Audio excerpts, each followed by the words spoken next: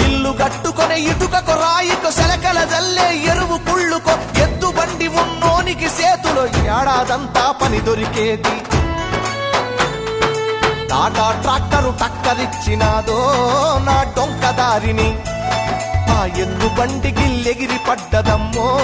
నా పల్లెల్లోనా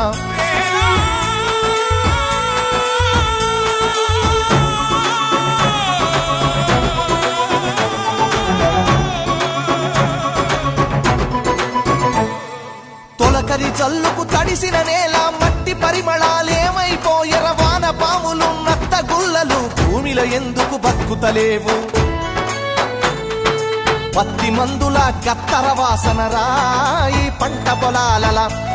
ఆ మిట్టికి తెచ్చిన అప్పే కట్టాయే నా రైతు బుతికపై